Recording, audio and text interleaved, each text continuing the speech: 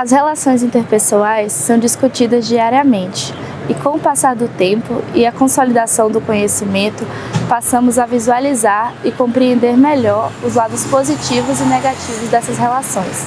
Dizem que o amor não dói, mas os relacionamentos abusivos e tóxicos estão em ascensão. E pensando nisso, a equipe do Jornal do Sudoeste recebe hoje o psicólogo Marcondes Dante para esclarecer algumas dúvidas e alertar sobre os perigos de um relacionamento abusivo. Confira agora os principais trechos dessa entrevista. Olá, equipe do Jornal Sudoeste. Meu nome é Marcondes Dante, sou psicólogo clínico, esquizoanalista, especialista em saúde mental com ênfase em dependência química e família. Agradeço a vocês pelo convite e hoje nós iremos tratar de um assunto muito importante, que são relações abusivas. Então eu me coloco à disposição de vocês.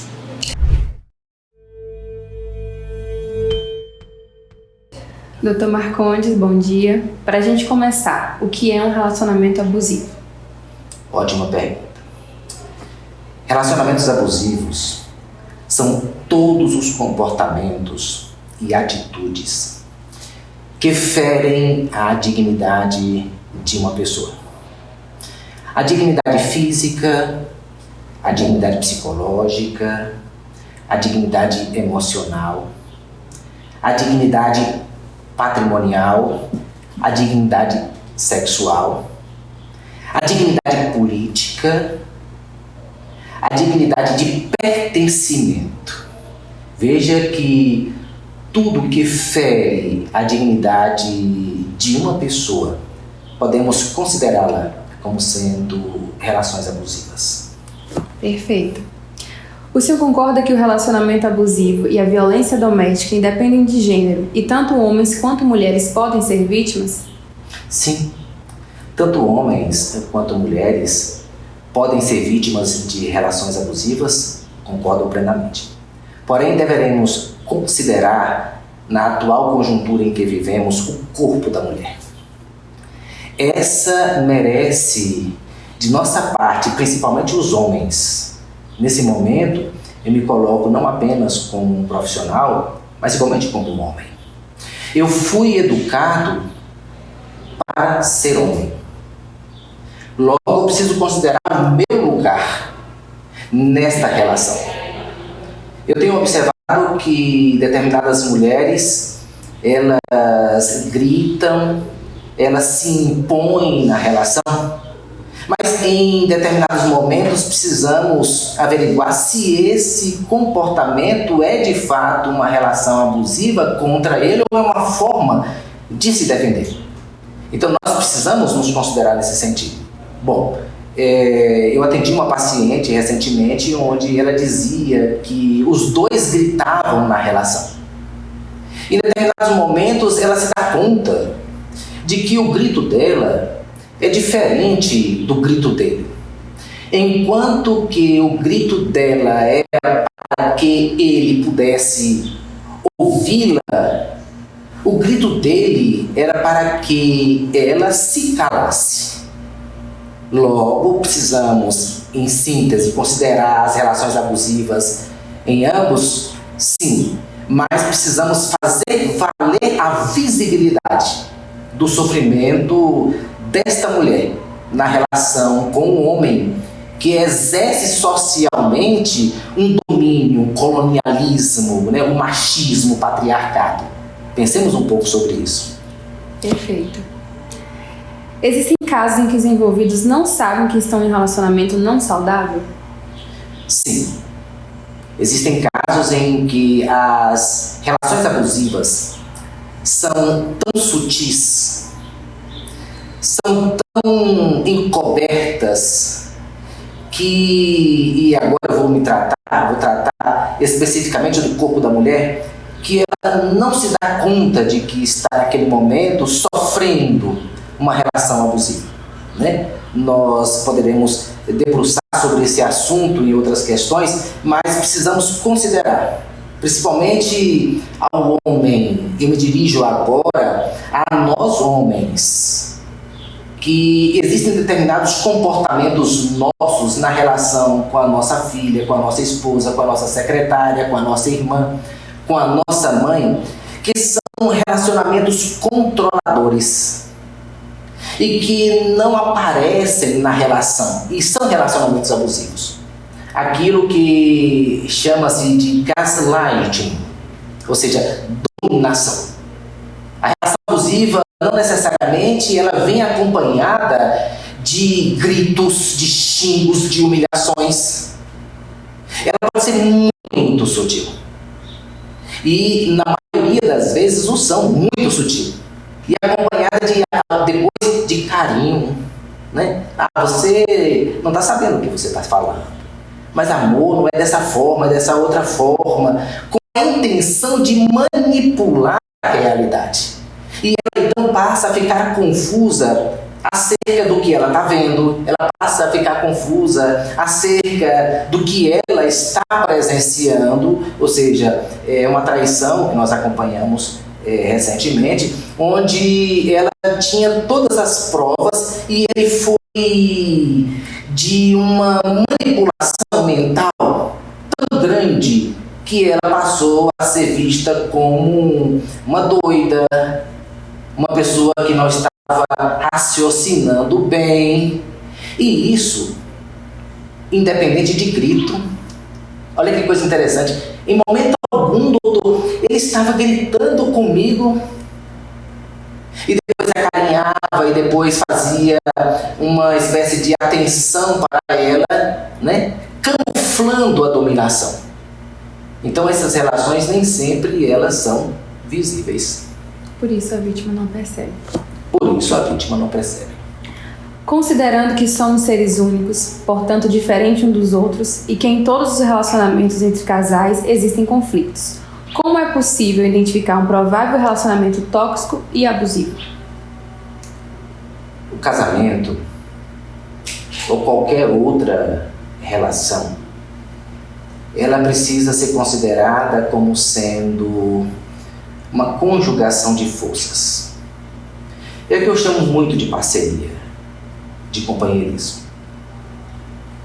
Essa parceria, ela não implica em que um ou outro deva perder a sua individualidade, o seu gosto, a sua maneira de viver o mundo, de se portar no mundo.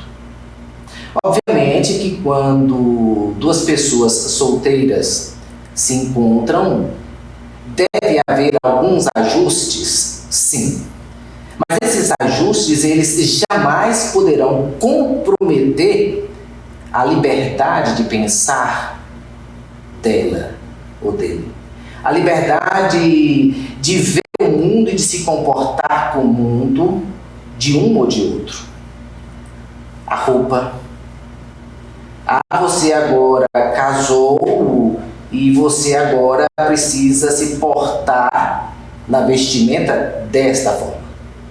Ou então ela tem as amigas dela e ela depois que casa, ou então depois que ela está se relacionando, ela agora não pode encontrar-se com as amigas, ela não pode sair em um ambiente, entre aspas, sozinha, porque ela agora passa a ser uma espécie de propriedade dele.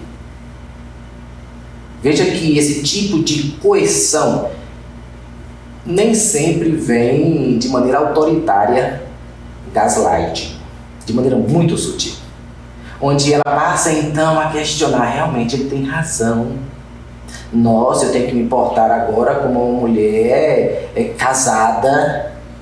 Obviamente é preciso considerar os ajustes necessários numa relação, mas desde quando esses ajustes ferem o ir e vir de uma pessoa, fere a sua dignidade de estar em relações com outras pessoas, né? Ela agora passa a não poder mais conversar com as suas amigas, ela passa agora a não mais frequentar determinados ambientes, né? Por quê? Porque o outro não quer.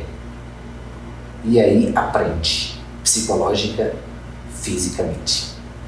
Perfeito. Relatos de pessoas que vivenciaram um relacionamento abusivo mostram que, na maioria dos casos, As tentativas de minimizar o parceiro, trazendo à tona seus defeitos e, ao mesmo tempo, compensá-lo com carinho e até presentes, são comuns nesse tipo de convivência. O que leva a tais atitudes? Eu diria que para não ser descoberto. Por quê? Porque confunde a mulher. Esses dois comportamentos, né? O comportamento de controlar e depois dar um presente. Controla a forma dela agir, da forma dela pensar, dela se movimentar, como nós já falamos, e depois faz um carinho. E depois dá uma atenção. Veja só, agora eu me dirijo às mulheres. Vocês estão em uma relação em que consideram que está tudo bom, mas está uma angústia, tem alguma coisa na casa, tem alguma coisa no trabalho, tem alguma coisa no ambiente onde vocês estão que a matemática não bate, é uma angústia, é um mal-estar e vocês não conseguem identificar direito. Vocês poderão estar vivenciando uma relação abusiva psicológica sutil, extremamente sorrateira. Aquilo que nós falamos aqui anteriormente, né, do gaslighting, da dominação. Porque o abusivo, ele nem sempre vem acompanhado de sua gorda. Olha, você não sabe o que você está dizendo. Cale-se que eu estou falando. Nós aprendemos culturalmente de que esses comportamentos são comportamentos abusivos e o são. Porém, as táticas, né, as estratégias utilizadas pelo abusador vêm acompanhados muitas vezes de afeto, de carinho, de presente para fazer camuflar determinados abusos com relação à sua roupa, com relação às suas amigas, com relação ao seu comportamento, e isso com relação ao seu modelo de trabalhar. Nas empresas é muito comum isso, né? Essa dominação muito sutil, onde ela passa a questionar até mesmo a sua ideia. Eu já acompanhei empresas onde as mulheres elas levantam-se para dar opinião sobre algum assunto e elas são muito sutilmente retiradas do assunto. Olha, eu gostei muito do seu cabelo, olha, a sua roupa ela está combinando, né, com o seu sapato, e vai tirando ela do assunto, vai desacreditando-a. E, não, tudo bem, essa sua opinião é uma opinião muito inteligente e tal, mas vamos ouvir e tal. Então ela percebe que naquele momento ela é cortada. Veja a sutileza, com muita habilidade, com muito afeto, mas ela é cortada, não dá visibilidade a ela. 10 minutos, meia hora depois, um homem apresenta a mesma ideia. A mesma estratégia, seja para venda, seja para uma dinâmica qualquer da empresa, e todos então se debruçam atenciosamente para eles. Nossa, que ideia fabulosa, nossa ideia fantástica, e ela fica ali acuada, né? Observando aquela cena em que ninguém percebe, somente ela na relação, muitas vezes, ali com o abusador e o controlador. De maneira muito sutil, entre beijinhos, entre abraços, entre afetos, existe a dominação, que a confunde, e ela pode ter as suas emoções rebaixadas, né? De maneira que ela passa a questionar a sua validade, questionar a sua produtividade, seja dentro da empresa, seja no lar, seja em qualquer ambiente. Verdade. Nos relacionamentos abusivos é comum um parceiro oprimido abrir mão de coisas que lhe são caras, perdendo a própria identidade e a autoestima. Como a vítima pode reagir a isso? Eu atendi uma paciente onde, depois que ela passou a se relacionar, ela deixou de frequentar a casa da mãe. Ela deixou de frequentar a casa das suas irmãs. E sob a justificativa do controlador, de que, olha, você percebe que as suas irmãs, elas não têm uma opinião saudável. Olha para você ver como é que elas se comportam. A sua mãe, olha para você ver, veja que são manipulações que fazem através de meias verdades, uma pseudo-verdade, entender que ele está certo. E ela então passa a não mais frequentar a casa da mãe, a não mais a frequentar a casa das irmãs, a deixar de fazer coisas que fazem bem a ela. Por exemplo, a academia é algo interessante, né? Apesar de ser um ambiente exclusivamente, entre aspas aqui, dominado pelo homem, pelo machismo, pelo patriarcado, né? A gente percebe muito isso. O que você quer na academia? Você vai fazer o que lá? Você pode ir muito bem, fazer as suas caminhadas por aqui mesmo, no bairro, né? Quem é que está lá? Quem são as pessoas que fazem parte do horário?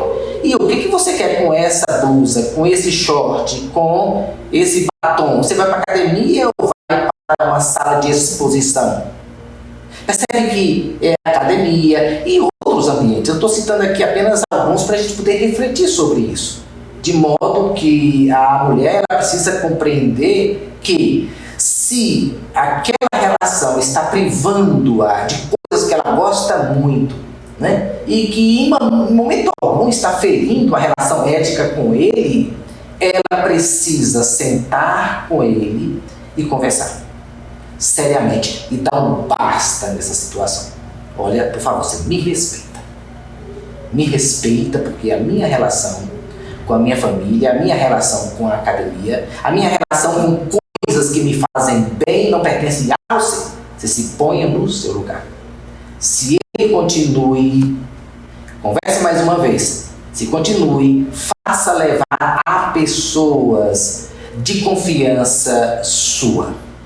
Seu pai, a sua mãe, as suas irmãs. E se caso você esteja notando que as suas emoções estão esgotando, procure uma orientação profissional. Mas não fique sozinha, porque vai confundi-la a tal ponto que vai dar a entender de que você está sendo culpada. E é perigoso até você pedir desculpas a ele por conta de questões que dizem respeito ao teu bem-estar. Pense sobre isso. Doutor, para que a gente possa finalizar, por que, na opinião do senhor, é comum observar a presença de pessoas dominadoras e com posturas autoritárias em relacionamentos abusivos? As questões de dominação e de autoritarismo nem sempre estão presentes. Quando eu falo presentes, visivelmente presentes, a gente não vê. De modo que o dominador, ele nem sempre se mostra. Porque hoje, com a Lei Maria da Penha e as visibilidades que o corpo da mulher tem feito propagar nos meios de comunicação, tem sido muito fácil, entre aspas, reconhecer um autoritarismo diante de posturas muito dominadoras. Então, para que ele não seja visto e não seja enquadrado no julgamento dos outros, olha, veja só, a maneira como ele está tratando a esposa, olha a maneira como ele está tratando a secretária, a filha, a mãe, a amiga, etc. Então, para que ele não seja reconhecido, nem sempre essa atitude dominadora, né, que denota aí um controle muito grande, vem visivelmente colocada na relação. E isso que eu volto a falar, não é? O gaslighting é algo que não é conhecido na sociedade. Não é conhecido. Essa dominação sutil, esse abuso psicológico sutil, onde um olhar apenas dele faz ela tomar outra atitude, outro comportamento numa mesa de um restaurante, num ambiente, basta apenas ele olhar e ela fica toda desconcertada. Como os avós faziam antigamente. Como os avós faziam antigamente, como nossos pais faziam antigamente, e como a sociedade hoje, de maneira muito sutil, Também faz. vem fazendo. Então é muito importante nós questionarmos esses detalhes que vêm na relação entre dominação e autoritarismo. Nem sempre se mostram, mas existe ali uma prática de dominação. Doutor, o Jornal do Sudoeste agradece seu tempo e seus ensinamentos nessa entrevista. O senhor gostaria de acrescentar alguma coisa para a gente poder finalizar? Sim, veja só. As relações abusivas, como todos já conhecemos, é bom nós frisarmos, são atravessados, por relações abusivas físicas, os tapas, os empurrões, o apertar o braço, muito comum. E a relação abusiva psicológica, você está gorda, sua gorda, você não sabe o que você está dizendo. Você não dá, e eu atendi uma paciente esse dia, você não dá uma dentro. Está errado, você não está vendo que está errado, está na sua cara, você que não está vendo. Relações abusivas sexuais, outro ponto interessante. Estupro dentro do casamento. O estupro dentro do casamento.